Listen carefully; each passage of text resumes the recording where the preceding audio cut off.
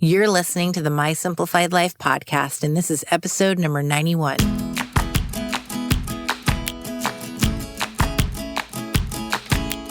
Welcome to the My Simplified Life podcast, a place where you will learn that your past and even your present don't define your future.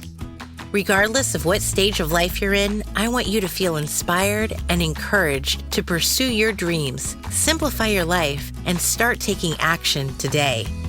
I'm your host, Michelle Glogovac, and I'm excited to share my stories and life lessons with you while taking you on my own journey. This is My Simplified Life.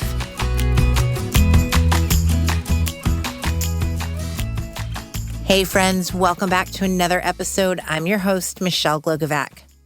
By now, you know that I believe that in sharing your story, you can change the lives of others. My guest today has truly proven that. Stacy Bernal is a diversity and inclusion consultant, Tedx speaker, author, nonprofit founder, wife, and mother. Stacy recognized her ability to help others when after 23 years, she shared her story of being a birth mother and giving her son up for adoption. After sharing her story on stage, people approached her in person and online to thank her and share their stories of adoption. Stacy is someone who has realized that it's important to own your past and not be ashamed of it, to recognize your worth, and to also acknowledge that the mistakes of others is not your fault. We discuss Stacy's journey, how she became a marathon runner, what it's like to raise an autistic son, and the beauty that is autism, and how she launched her speaking career. Stacy is beautiful inside and out, and I'm thrilled to get to share our conversation with you. Hi, Stacy. Hi, Michelle. I am so excited to talk to you. I already told you, I feel like I know you because I've read your entire life story. Yep. If you read my book, then you definitely know so many things. I know all the things, but yeah, I'm sure there's some, I know there's some that we don't all know, but I know a fair amount, I feel. I know. I definitely let out most of the skeletons from my closet. I might have a few tiny ones still in there, but you're definitely the definition of an open book. Yeah. Yep. I love that. Can you introduce yourself to everybody, please? Hi, I'm Stacy Bernal, and I am kind of a doer of many things here in Utah. I am currently, my main gig is that I do diversity and inclusion consulting for companies and organizations. I've been doing that for a couple years now, and we find ourselves really in the muck of it and needing this service, which I'm so happy to provide. So that's my main gig. I also, like I said, I have my book, The Things We Don't Talk About. I published that in 2019. And I am a Tedx speaker. I did Tedx Ogden last year. I can't believe it's been almost a full year. And my Tedx talk is called Confessions of a Recovering Nobody, which really, it kind of ties into my book and my story and where I'm at now, and really the power of stepping into my story and finding my voice, and just how I've navigated that. And I have an autistic son, so I do an autism community event here, and just kind of doing my part to hopefully make the world a better place. I love it. And you're so candid about how you got to where you are in your book. I genuinely love that you're like, here it all is, like it, don't like it, like it's me, and you own it. Yeah, I think, because for a lot of people that I've met in my journey, we've all gone through things. No one has had a perfect life. Even from the outside, if we see someone and think, oh, they're just highly successful and they've always been successful and their life must be rainbows and butterflies and unicorns. And it's not. There's no person who has had a perfect life. And I think what we do with those experiences and how we use them, that's how it's impactful, and that's how it can help other people. And that was my own journey, was that the first time I did a public speaking event, one of the first times, I shared my adoption story, which is one of the stories in my book. And that was something that I had not publicly shared. I kind of held that as a secret for like 23 years before I shared the fact that I was a birth mom.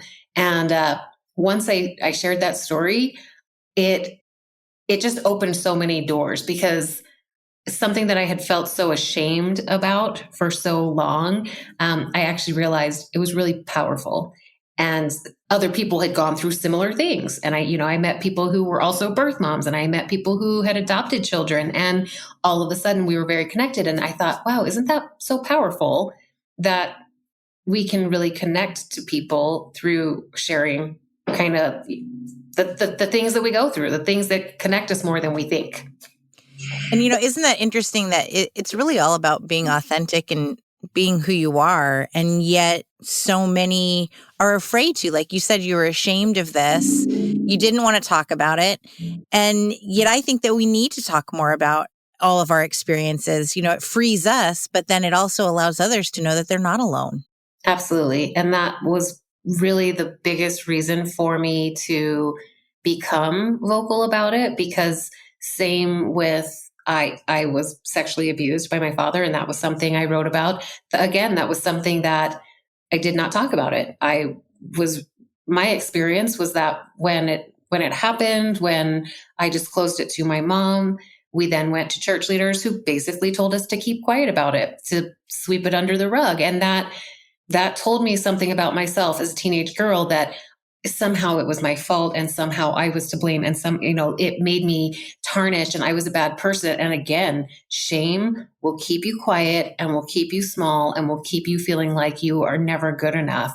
And now as a grown woman, I look back at really how that shaped me and it made me who I was. And I'm like, it makes me angry that I never needed to carry that weight and stigma of shame because of that thing that had happened to me. And so when I started getting vocal and started sharing these stories, and then I get feedback from people who would say, I needed to hear that.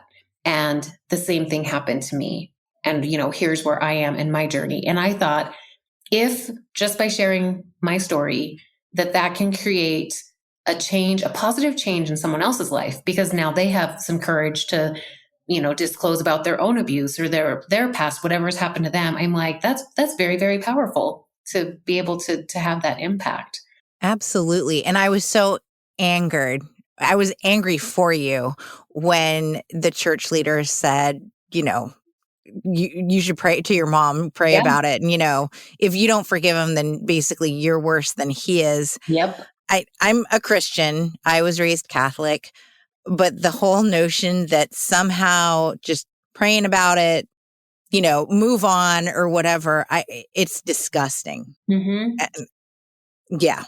My mom has told my brother and I that we need to go to church to heal our souls because of our childhood. And somehow that was our fault. And I think it's BS. Yeah.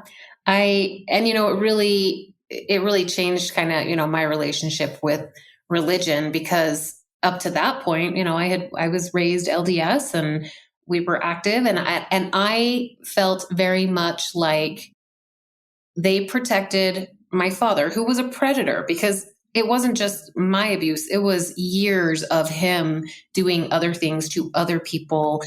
I mean, I have a cousin who is the result of an affair he had with my mom's sister. So my cousin is actually my half brother. I mean, it was a pretty long list. Crazy. Of pretty horrible things. And so for me to feel like I had been doing all the things and going to church and being a quote unquote good girl, and then to feel like church leaders were like, nope, we're going to protect your father. And you're just kind of, not to mention the trauma of being abused. They never helped me address that.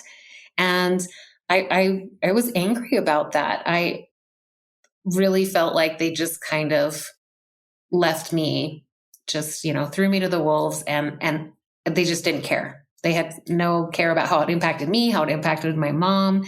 So yeah, that was a really, really hard time. And it also was a lot of things. It was, as a teenager, my circle of friends, I was in South Carolina. Growing up Mormon in South Carolina is a very different, being here in Utah now, it's very normal. The majority of people are that religion. But in as a teenager in South Carolina, people looked at us like we were freaks. And so my circle of LDS friends, when I ended up leaving the church ultimately, because that's what happened, I also lost those friends. And so it was hard. It was a lot of loss and a lot of hardship for a teenager to go through. It's really sad. I have friends that have left the LDS church as well. One particular, she left because she believes that everybody should be able to love each other, gay rights, equality. And she lost a lot of friends because of that belief. And Yeah. it's really sad. I think that it comes down to basically in any religion that there's money involved.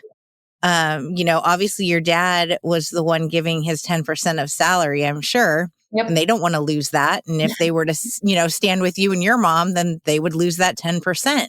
Oh, yeah. And, it also comes down to these leaders are all human beings like the rest of us, and they don't know how to deal with it. They're not trained to deal with it.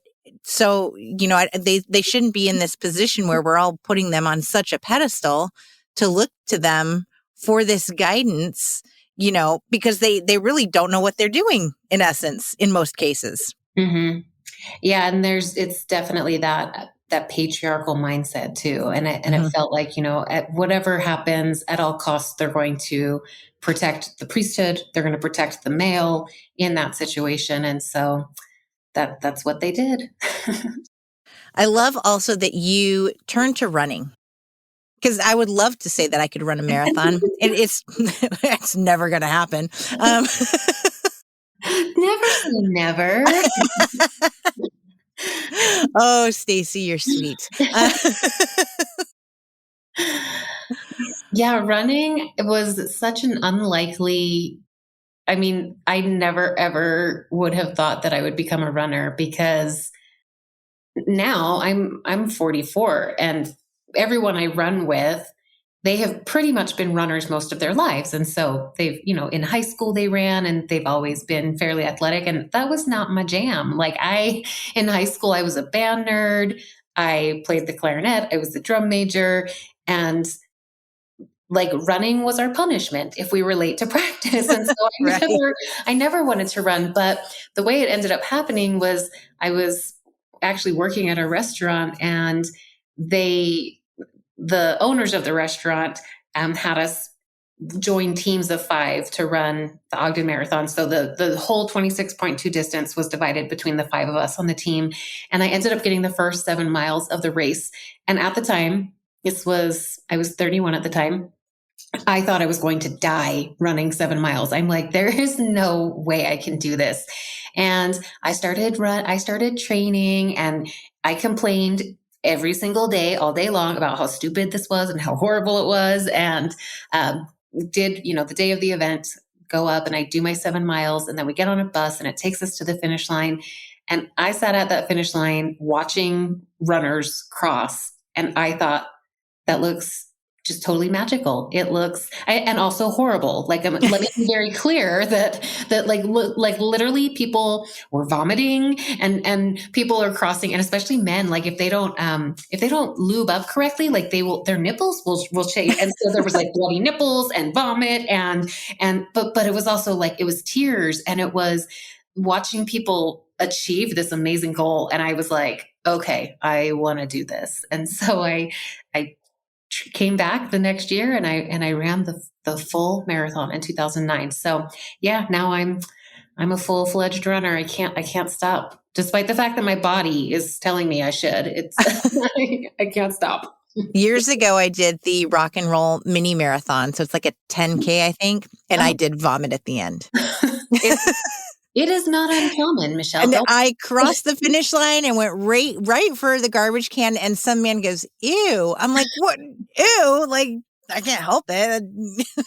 I know. You can run 6 miles. Yeah. Yeah. It's not pretty, but. But I love how you say, if you can run a marathon, it makes you feel almost invincible. Like you can do anything else. It was definitely a moment in my life. And at the time, I didn't realize how much it had impacted me crossing that finish line and becoming a marathoner. But at that time in my life, I was going through my third divorce, and that my son had gotten diagnosed with autism. So now I'm a single mom to this child who I have no idea how I'm taking care of him, and I'm failing in every way possible. And I was waiting tables and bartending, and I was like barely surviving. And the marathon just, it told me that I could do hard things. And I think, again, up to this point, I had carried the stigma and the shame and the silence so long of being an abuse survivor, of being a birth mom, of feeling not good enough. And that shame will weigh very heavily on you. And so I had a lot of probably some mental health issues that I had never really dealt with. And again, that trauma that I hadn't dealt with. And then that marathon, it just was like, you know what, Stacy, no matter what else has happened to you, you are capable of picking yourself up and getting out of this rock bottom. And that's what, yeah. So that it pivoted my life. It completely just shifted the trajectory. And so I attribute so much to that marathon. You make me want to go start training for a marathon. There you go. We'll see about that. I'm turning 40 next month, a month from today. So I don't know if it's in my future to be a runner. Hey, it was 2009. So I was 32 when I ran my first full marathon. So yeah, see, I'm 8 years ahead. So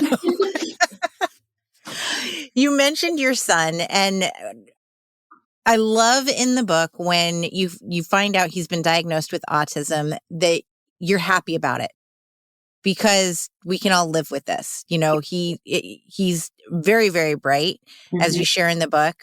One of my neighbors is autistic, and he is the sweetest teenager you've ever seen, and extremely bright. It's like the equivalent of Rain Man, of so much, and I'm like, wow, I am so stupid. In comparison. But I love the way you put it, that, it's a gift, and the teaching moments in raising your son, and, having to teach him in addition to teaching others, that this is who he is. It's beautiful. Thank you. It really is. And yeah, so in the book, I talk about how in Parenthood, if anyone's ever seen that show, which is phenomenal, by the way, I love Parenthood. But I remember when I watched that show, that when the parents found out that their son Max was autistic, like it was devastating. Like they were crying and sobbing. And I remember watching that and thinking, it's just autism. Why are they acting like they got, it was leukemia or a brain tumor, or they acted like it was so bad. And I understand that our experiences are not universal. And so, yes, it can probably be pretty devastating for people. But for us, we knew, his father and I knew that there was just something different. And not to say, oh, it's so horrible and it's bad, and it was different. And getting the diagnosis meant, okay, we know what we're dealing with, and now we can at least move forward being able to handle that with that knowledge of, okay, here's what it is, and here's where we can start looking for resources. But it is something that you just learn to navigate it when you're faced with it. I learn from him every day. And then I do want to try to help educate other people, because knowing what I know now about neurodiversity and disability, that, disabled people, if they have interactions with law enforcement, it does not end well for disabled people. So that's something I'm really passionate about, and something that I'm actually, Utah just passed legislation that all law enforcement has to undergo autism training. So I've reached out to my local police department, and I get to be a part of that conversation. That's amazing. I'm going to go in with them and help do their autism training. So yeah, that's fantastic. And, I've seen a lot on, was it 60 Minutes, I think, did a special on certain corporations that are hiring autistic individuals. I love it. I know. Yeah. Yeah, because they have such brain power that honestly, us normal people can't do it. I know. And I use air quotes with normal because none of us are really normal. Right. But they know how to do things in such a different way that it can bring, our whole world leaps and bounds forward. Yeah. And we know autism is a spectrum. It is a Mm-hmm. very broad spectrum, but these people have such unique skill sets. And I think about it in terms of, like, I tell my son all the time, your brain is just wired differently. It's wired differently, but it's also kind of magical and amazing because he can think on these levels that I'm like, your average person just doesn't think the way that he does and the way he sees the world. And I'm very lucky that he's verbal because he was nonverbal for about 4 years. Well, he didn't speak until he was almost 5. And so we were worried for a while because I know that nonverbal parents of nonverbal children have a much different experience than I have, because fortunately he's able to communicate with me. But man, when he explains something to me and I try to see the world the way he sees it, and I'm just like, holy crap, like, kid, you just have the most amazing mind. And I wish that other people could see the world the way he sees it. Yeah. Have you seen the Netflix documentary Love on the Spectrum? Oh my gosh, yes. Amazing. Absolutely. Oh, I cried like a baby. Oh, it's so sweet. I did too. I was very sad when it was over. Yes. Yeah, we'll put links to in the show notes for that one, because Yeah. it was just amazing because their brains do work in a different way. And, social settings are very different, and they have to be taught, how to be social, some of them, because it is a spectrum. So not all of them, but some of them. And just to watch the love story and the connection, and it goes back to you saying, yeah, it was the diagnosis and this is what it is. We learn from it and we know what we're going to do. It's not the end all be all. Right. So I applaud you for your work. I think that's amazing. And I think we need to bring more awareness to the fact that these are special people, Yeah. and it's not a bad thing if you're diagnosed with this. It brings to my mind the whole, vaccinations are what are causing autism. And well, if they all are these extremely bright people, then everyone should be vaccinated. I know.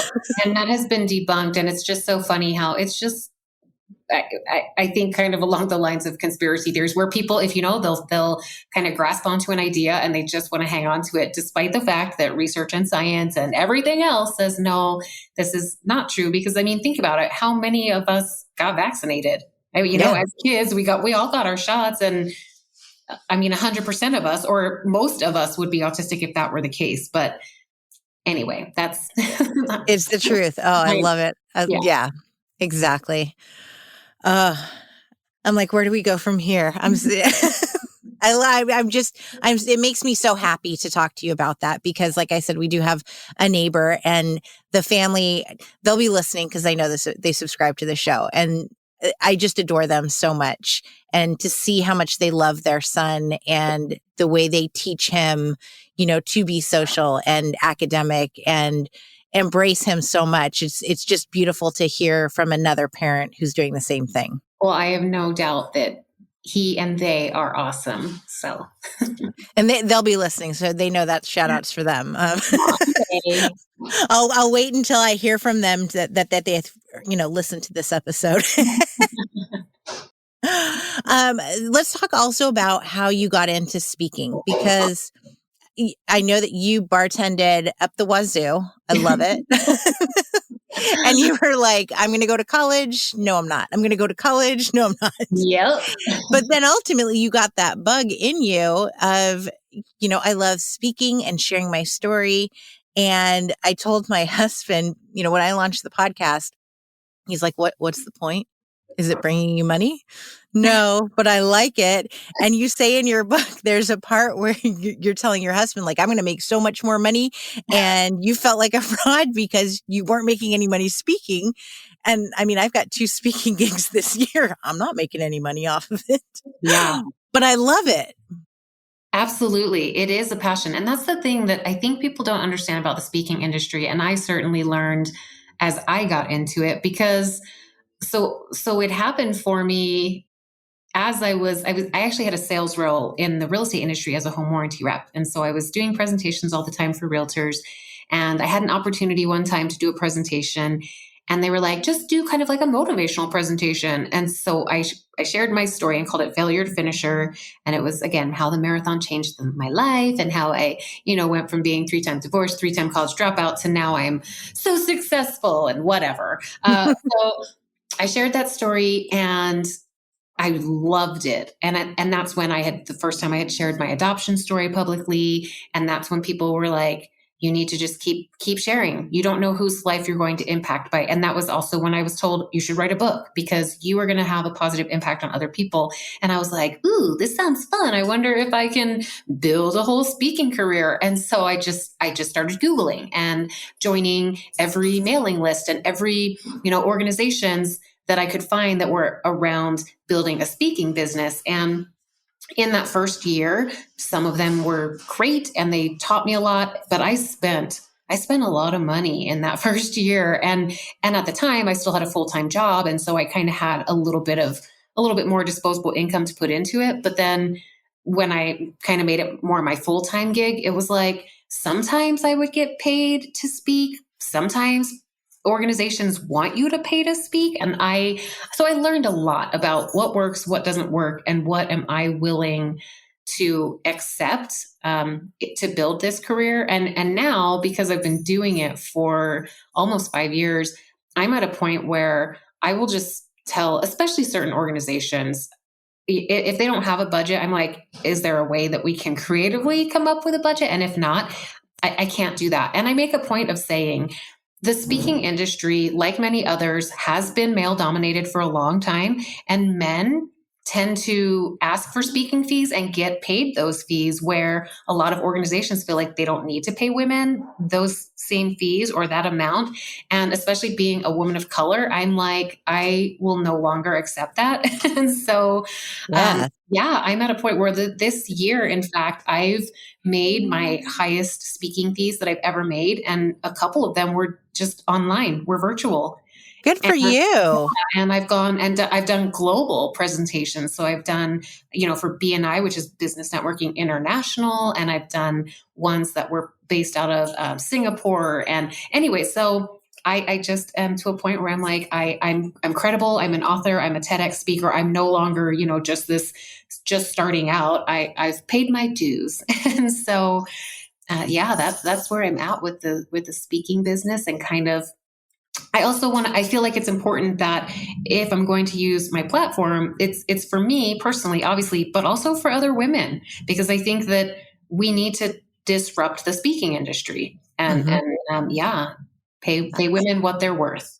I want to be you when I grow up.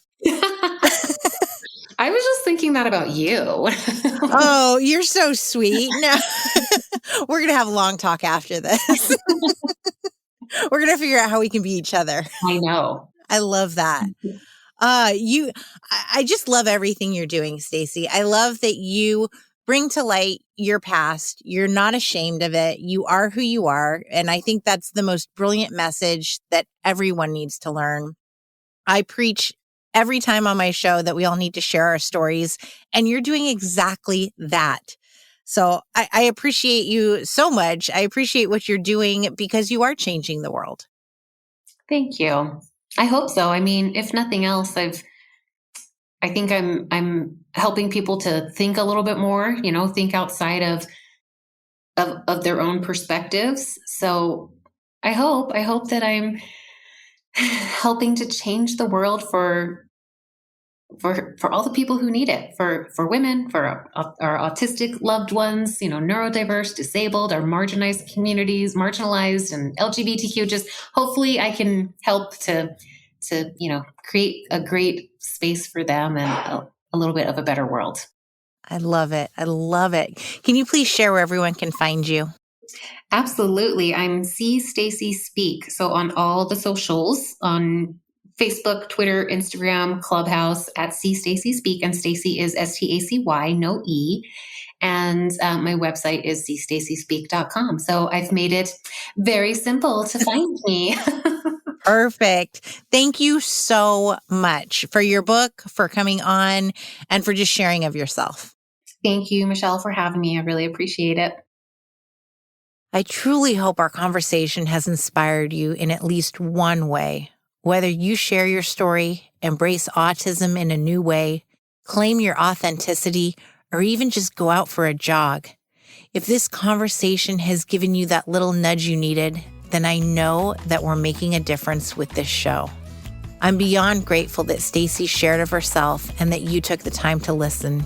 And I hope that together we can continue not only having these conversations, but changing the world in a positive way, a needed way. Thank you for joining me once again. And until next week, stay safe, stay healthy, and stay happy.